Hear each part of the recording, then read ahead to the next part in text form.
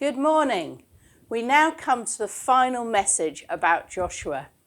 So by the end of his long life, the land has largely been settled and divided up between the 12 tribes. In our passage today, Joshua reminds the people how the Lord fought for them and how not one of all the good promises that God gave them has failed. Joshua has faithfully served his God, and he now challenges the people to love the Lord your God. Joshua calls the people to renew their covenant promises and to choose who you will serve.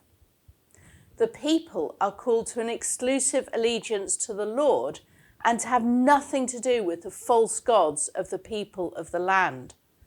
They are told to hold fast to God and to his promises. So this is a pivotal moment in the history of the Israelites.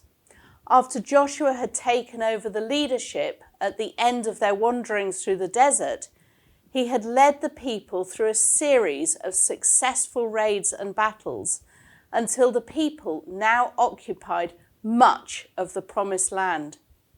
He's now a very old man and needs to pass the leadership baton on to a new leader before he dies. However, instead of there being a single national ruler, the leadership model is now based on individual tribes self-governing themselves. So at the end of this story of Joshua, there is a move from the emphasis being on the leader to a choice that each individual person and their households had to make. Joshua gathers all these tribal leaders and, in an impassioned speech, urges them to choose to follow the Lord. This was the challenge that he set for the people. But if serving the Lord seems undesirable to you, then choose for yourselves this day whom you will serve, whether gods that your ancestors served beyond the Euphrates, or the gods of the Amorites in whose land you are living. But as for me and my household, we will serve the Lord. Joshua reminded the people that they had a choice. They could go back in time and dig out the ancient gods that their ancestors used to worship many, many years before. Or they could copy what their neighbours were doing and worship the local gods. Or they could choose to serve the Lord. There is no doubt that Joshua is a charismatic and motivating leader, as all the people respond with a resounding, "Yes, we will serve the Lord our God and obey him." The book of Joshua ends with the nation taking a stand for God, ready to experience all the blessings of the promised land.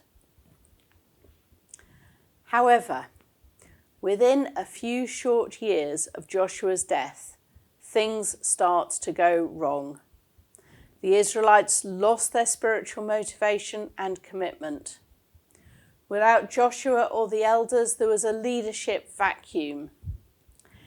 Instead of enjoying freedom and prosperity in the promised land, Israel entered the dark ages of her history. Right from the start, as we hear repeatedly in the book of Judges, the Israelites did everything as he saw fit. And the result was captivity to the surrounding nations. In desperation, they would cry out to God. He would then raise up a judge to lead them, and for a time, there would be peace. Then, complacency and disobedience would again set in, and the cycle repeated itself. This pattern would go on for the next 325 years. Today, we too have a choice. We can go back in time and dig out the gods we relied on before we became Christians. What was this for you? Was it financial security, entertainment, work, sport, the self-satisfaction that you got from doing a lot of good things? Alternatively, we can turn to the gods that our friends and neighbours might worship. Social media, approval, beauty, careers, success. God is saying to us today, choose for yourselves this day who you will serve. I remember when I first made the choice to follow God. I was just 11 at the time, and I was at a summer Christian camp. One of the leaders asked me if I was a Christian, and I suddenly realised that I wasn't. But I really wanted to be. But I had to actually make that choice. Maybe you've never made this decision. All this is new to you. God is also giving you this choice today. You can serve him. If you do want to know more about this choice of serving God, please get in touch with one of the leadership team after the service. So maybe you've already made this decision along with Joshua. But as for me and my household, we will serve the Lord. And having made that choice, we're then given some advice by Joshua in his final speech. Joshua tells us that we should hold fast to the Lord your God, as you have until now. And Joshua certainly lived out this advice in his youth, despite disappointment that he and Caleb were not listened to when they'd originally scouted out the promised land. He continued to serve Moses and learnt from that great leader. He held fast to his faith through 40 long years wandering through the wilderness. He held fast to God when he led the people through the Jordan and on to victories in Jericho and all through the promised land. Through hardships, struggles and challenges, he held fast to his God.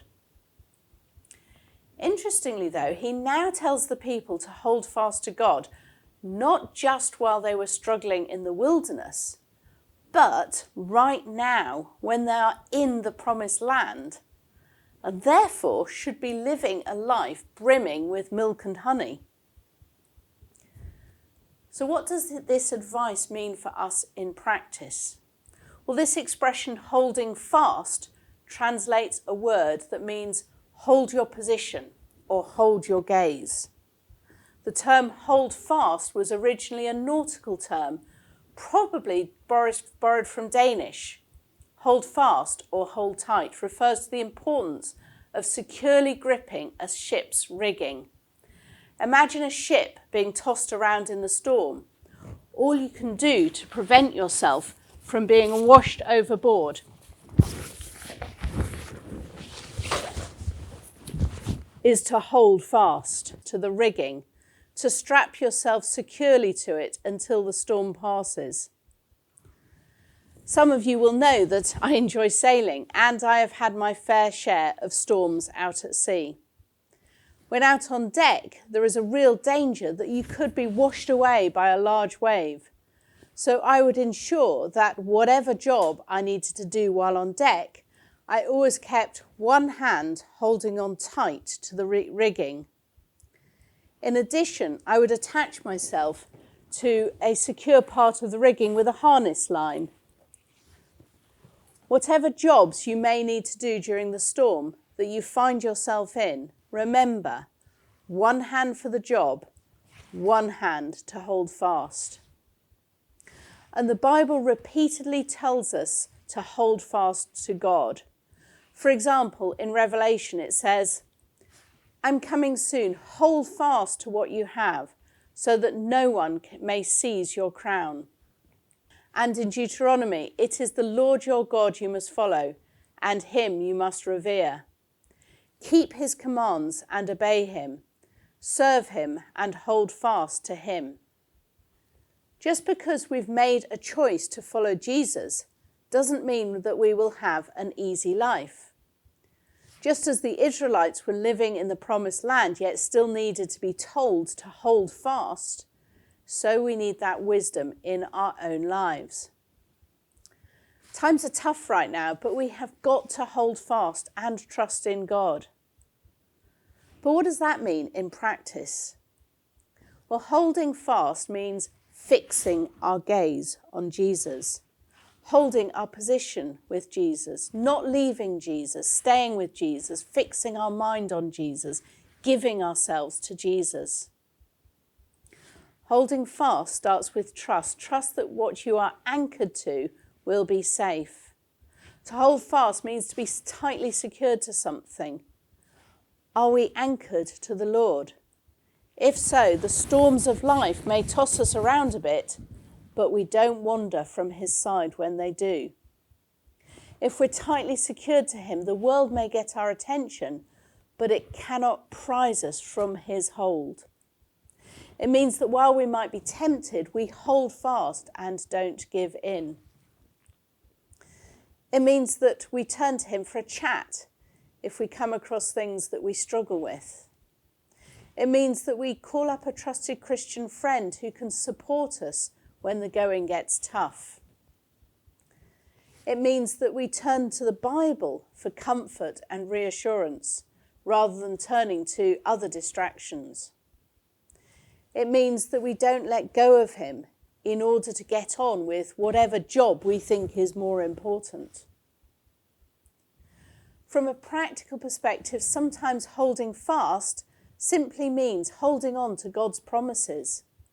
In Thessalonians we read, "But examine everything carefully. Hold fast to that which is good." Remember the promise that God gave to Joshua in chapter 1, verse 9. "Be strong and courageous. Do not be afraid. Do not be discouraged. For the Lord your God will be with you wherever you go." And Joshua reminds the people in today's passage how not one of all the good promises the Lord your God gave you has failed. He was speaking from experience. He had been strong and courageous, and God had been with him his entire life.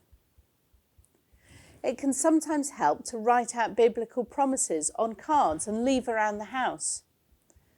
This week, I was really encouraged by a friend who posted me several cards with God's promises on them. We can encourage each other to hold fast to God.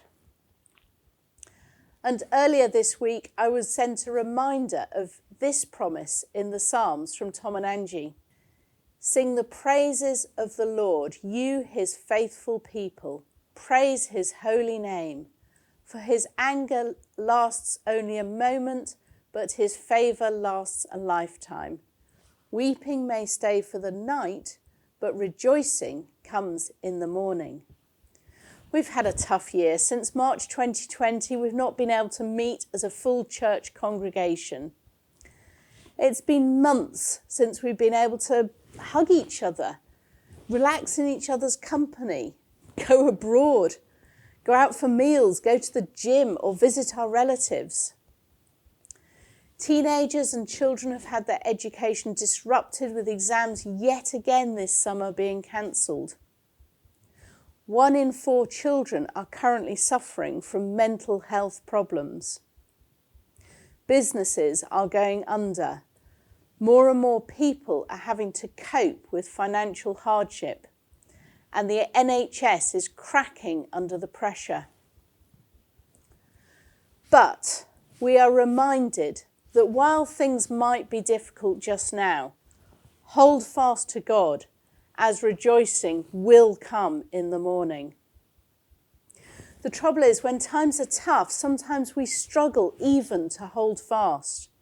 We find our grip starting to slip. But the amazing thing is that actually the whole time, God is the one holding fast to us. This is what it tells us in Psalms 139. "If I rise on the wings of the dawn, if I settle on the far side of the sea, even there your hand will guide me. Your right hand will hold me fast." Remember that I said that for extra security when out on deck, I'll be strapped to the boat's rigging with a safety harness. Well, all the time, God is our safety line, our harness that saves us, even if we can't hold on, even if our grip slips. He is the one holding fast to us. If ever there was a time and a need to hold on to God, it is now. He is the one who never changes, is always constant, always there for us. But he is also the one who holds fast to us, and he will never, ever let us go. Let us hold unswervingly to the hope we profess, for he who promises is faithful. Amen.